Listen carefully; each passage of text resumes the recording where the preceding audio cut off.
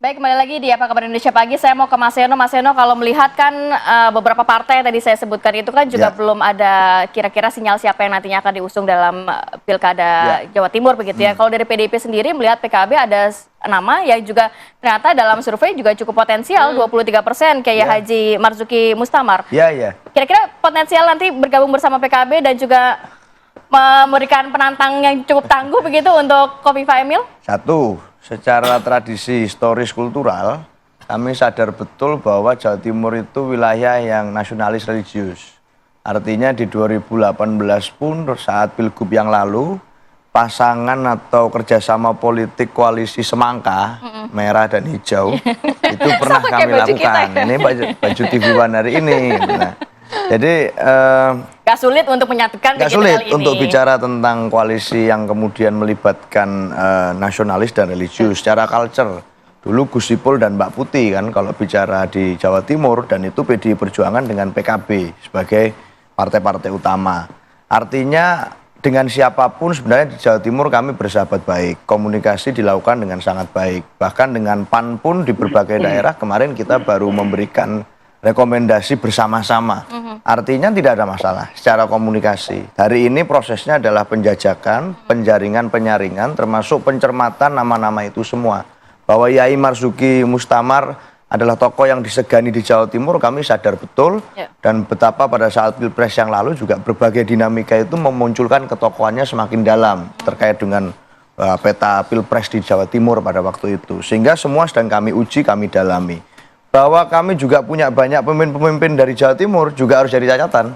Bagaimana di daerah-daerah di Jawa Timur pemimpin muda yang berasal dari PDI Perjuangan juga ternyata namanya cukup banyak. Dari Mas Eri Cahyadi, di Trenggalek, Mas Ipin, di Sumeneb, di Kediri dan lain sebagainya, itu banyak nama-nama pemimpin muda. Sehingga tradisi memunculkan pemimpin dari wilayah yang nasionalis religius ini memang harus didekati dengan hati-hati. Tapi sebentar lagi gerak cepatnya akan terbaca. Kita akan melakukan apa.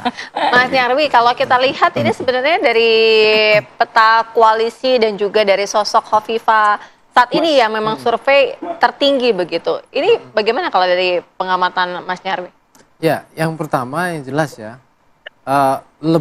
menurut saya lebih susah mencari penantang Khofifah di Jawa Timur daripada penantang Anies di DKI. Kira-kira gitu dinamikanya kalau menurut saya, itu yang pertama. Se-strong itu berarti ya? Ya, karena harus dilihat ya, Bu Khofifah ini politisi lama ya. Pilkada Jawa Timur dari 2008, bayangkan. Ya, Pilgub gitu.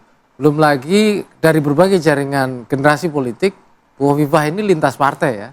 Ada pernah di PKB, ya, di P3, dan berikutnya juga lintas dukungan sekarang. Makanya tidak heran kalau sekarang misalnya banyak partai ya yang menurut saya itu boleh dikatakan ya, walaupun yang punya legalitas mencalonkan itu partai politik ya dalam pilkada, tetapi ketergantungan partai pada Bu Khofifah itu saya lihat tinggi.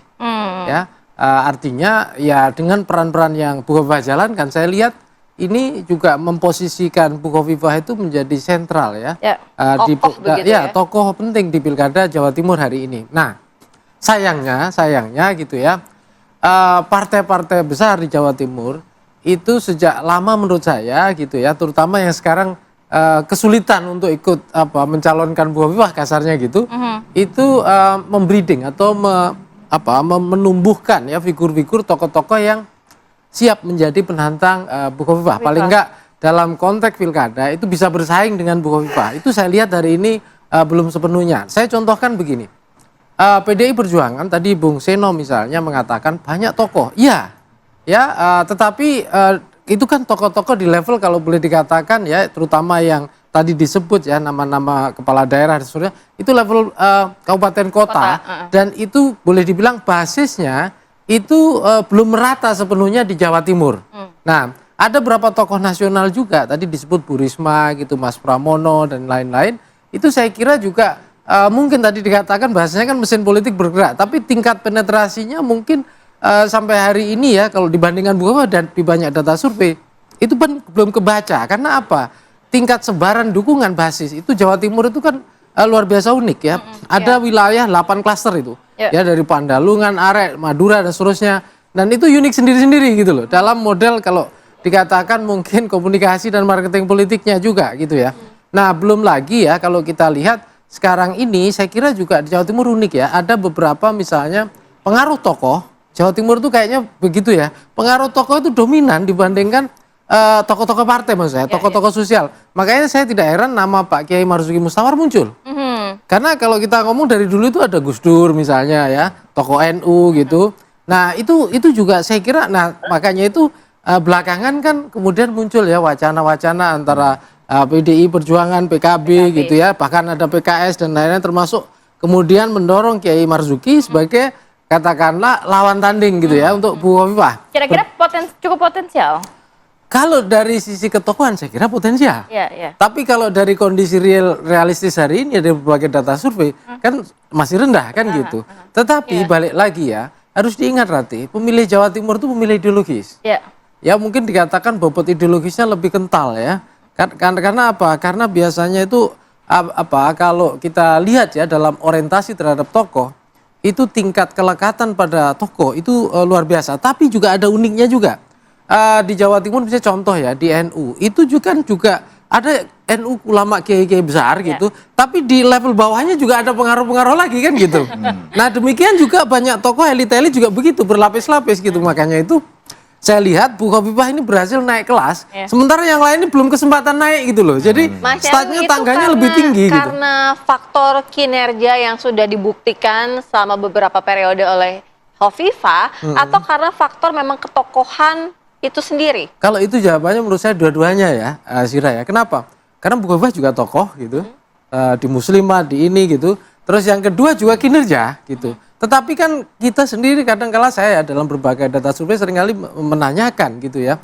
Apakah karena misalnya rekam jejak gitu, artinya kinerja gitu, atau ketokohan gitu, atau bahkan harapan kan gitu. Nah harapan tuh artinya gini, ada nggak misalnya perubahan atau keinginan yang belum terpenuhi dan seterusnya. Nah mungkin saya tidak tahu untuk Jawa Timur, orang kan kita belum tahu ya, yang muncul kan data kepuasan pada kinerja Bu Hovifah. Yang itu ada mengatakan sampai 80 gitu kan. Nah, itu kan mirip seperti Pak Jokowi kan kira-kira kalau untuk nasional seperti itu. Nah, tetapi kan bisa jadi kalau misalnya Mas Eno dan kawan-kawan di koalisi gitu ya bisa menemukan celah gitu ya. Kira-kira apa yang menarik gitu ya, yang menjadi alternatif dari Bu Hovifah. Mungkin saja itu terbuka celah itu, tapi dengan kondisi hari ini saya lihat agak itu sulit. Belum terlihat gitu loh. Itu belum terlihat. Mas Eno, nampaknya agak sulit begini. Sosok dari Ibu Hovifah sendiri sudah dari tahun 2008 3 kali kontestasi, ini yang keempat begitu ya, apalagi sekarang didukung oleh koalisi yang cukup besar. Ya artinya opsi apapun hari ini kita pertimbangkan, tapi bukan berarti kita menunjukkan sikap bahwa kita tidak berani untuk kemudian menunjukkan kerja-kerja mesin politik. Bahwa kami punya sejarah melakukan komunikasi dengan Bu Hovifah dan itu masih berlangsung, itu iya. Tetapi bukan berarti itu alasan agar kami tidak ikut bertarung dengan sepenuh hati di dalam kontestasi pilkada. Saya rasa bukan itu. Kami siap dengan mesin politik dan kami tunjukkan bahwa kami punya banyak stok tokoh yang bisa kami majukan.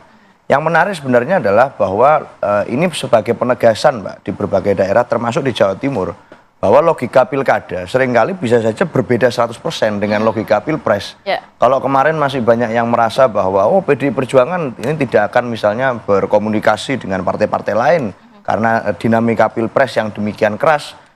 Faktanya hari ini di pilkada kami melakukan komunikasi politik dan hubungan kami sebenarnya baik-baik saja dengan partai-partai politik lain.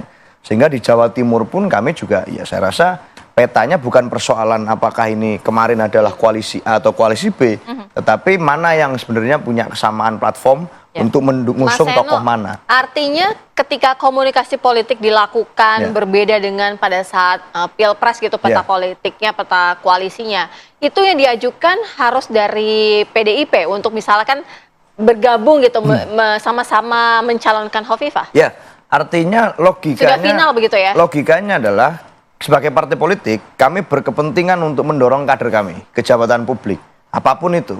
Dan kalau itu kemudian memenuhi syarat, secara elektabilitas, secara kompetensi, secara track record, why not? Karena kami juga punya nama-nama itu. Sehingga kepentingan kami adalah mendorong itu, agar fungsi regenerasinya jalan. Nah artinya, mau itu dengan kemudian calon A, calon B, yang penting kemudian ada proses kaderisasi yang muncul melalui ya pendorongan kader-kader kami ke jabatan publik. Itu yang saya rasa menjadi orientasi kita di setiap pilkada. Baik.